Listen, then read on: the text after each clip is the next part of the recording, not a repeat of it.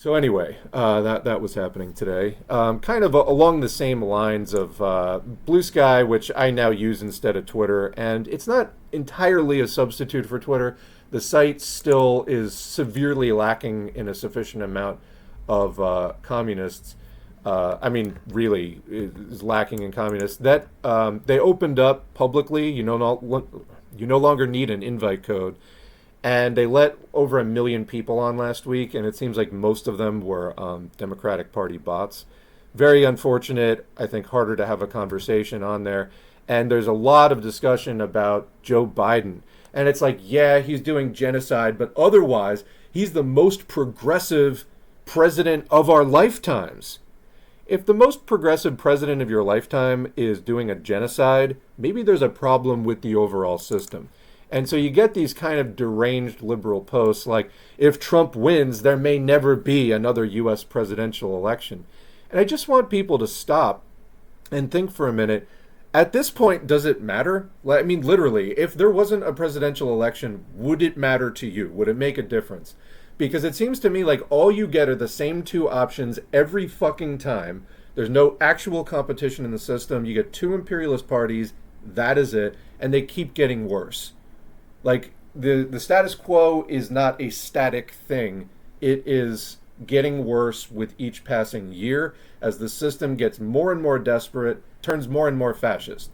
So, I mean, let's say there wasn't a presidential election. What would be the difference at this point?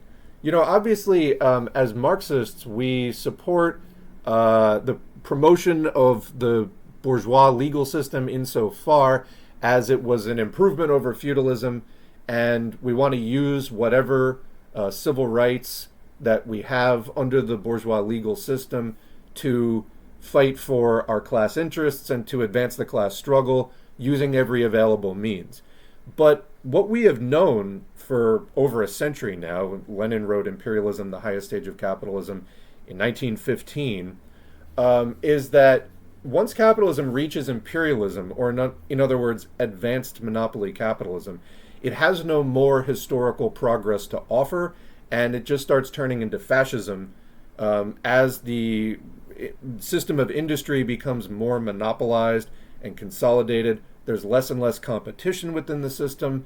That is mirrored in the political system because the sort of free competition of up-and-coming capitalism, this is the marketplace of ideas and all of that kind of thing, it turns into just a closed-off reactionary state devoid of civil rights. In other words, it turns into fascism because the system no longer really needs that democracy to maintain itself, to expand, etc.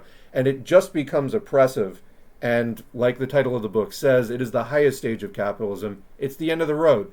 There is nothing else that capitalism can offer from here till the end of its existence. All capitalism will be doing is grubbing profits, and it will tear society apart in search of those profits. So it has no more historical progress to offer. It is literally just in the way of having a future.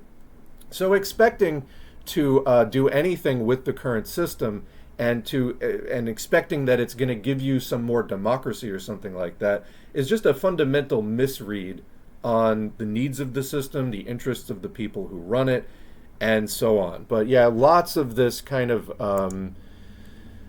very misinformed, very idealistic liberal thinking, idealist in the idealist in the sense that it is just divorced from any reality on the ground. And as Elvis Presley pointed out, if Trump were president right now, would you be protesting this? And you could say this about anything, but I think in this case it was about Israel's ethnic cleansing operation. Or would you say if Trump were doing it, well, it sucks, but it can't be helped? You can ask liberals this literally about anything, because if it was Trump doing it, you would protest, and you know goddamn well that you would. But because it's your guy doing it, and there's the but Trump would be worse, whatever. So where does this end? That's my point.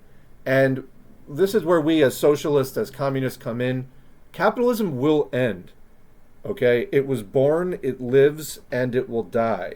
And the underclass that it creates and exploits, the proletariat, propertyless wage workers, will end the system when we get properly organized and wage the struggle correctly. But this will happen. Capitalism cannot go on forever. It trends towards decreasing profits over time and towards a final crisis from which it can't recover, just complete instability. That does not automatically end it, but it does create a condition of chaos in society which workers must recognize, organize, and end. But for people who can't see beyond the end of that system, they think that you just have to get the most out of the system that you can get. And we're here to tell you, no, you are holding on to a system that is functionally obsolete, and we need to get rid of it. And so trying to just cling on to the best option within the system is so much worse than even the worst option beyond the end of the system. So as a communist, this is what I come here today to tell you. All right, so that's enough of my venting about interacting with liberals recently.